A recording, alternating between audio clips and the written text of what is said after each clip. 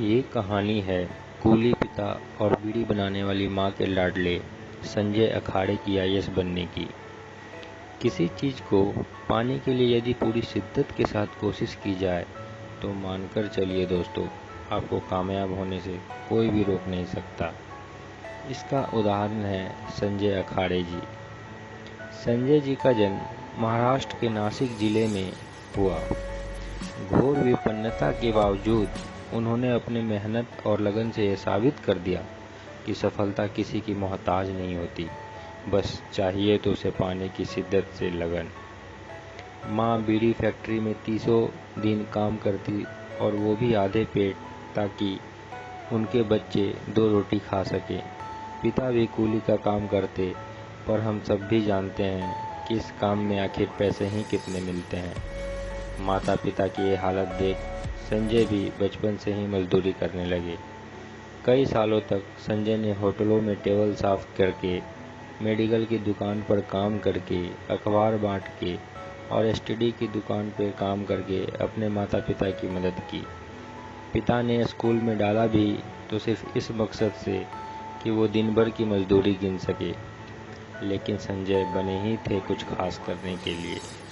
वे school में मन लगाकर पढ़ते और बाकी बचे समय में मजदूरी कर खुद का पेट पालते। वे खाने, रहने और पहनने में जरूर लोगों से पीछे रहे, पर पढ़ने में सबसे अव्वल रहे। हर कक्षा में पहला स्थान उनका ही रहता। संजय मराठी भाषा के अतिरिक्त कोई अन्य भाषा नहीं जानते थे। ऐसे में सुबह उठकर अखबार बांटने के बाद बचे हुए अंग्रेजी अखबारों को पढ़कर उन्होंने अपनी अंग्रेजी सुधारी।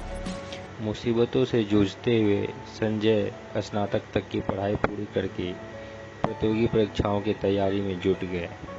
दिन में मजदूरी करने के बाद जो वक्त मिलता, संजय पूरी ईमानदारी से उसका इस्तेमाल पढ़ाई में करते। वे कहते हैं कि मैं जानता था कि अगर मैंने वक्त की कीमत नहीं पहचानी तो वक्त भी मुझे नहीं पहचानेगा। इससे आगे वे बताते हैं कि शुरू में मैं हीन भावना से ग्रसित था, क्योंकि न मैं देखने में अच्छा था और न मेरी पारिवारिक पृष्ठभूमि अच्छी थी और न ही मुझे अंग्रेजी बोलने आती थी। ऐसे में मैं होशियार छात्रों का सामना कर पाऊंगा।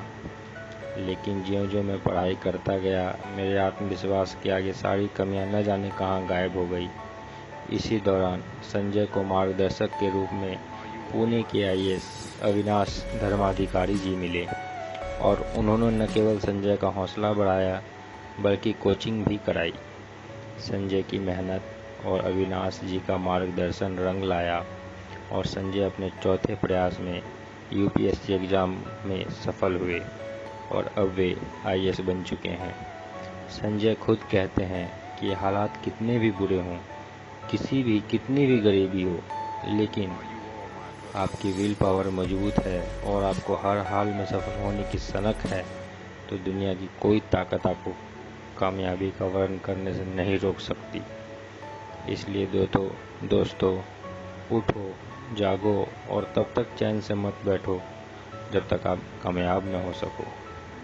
तो चलिए दोस्तों, मिलते हैं एक और नई प्रेरणादायक कहानी के साथ जल्द ही। धन्यवाद।